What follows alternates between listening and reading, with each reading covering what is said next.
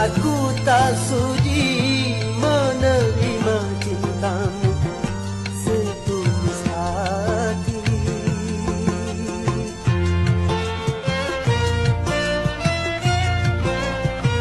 Asal engkau bahagia, rela ku melepasmu.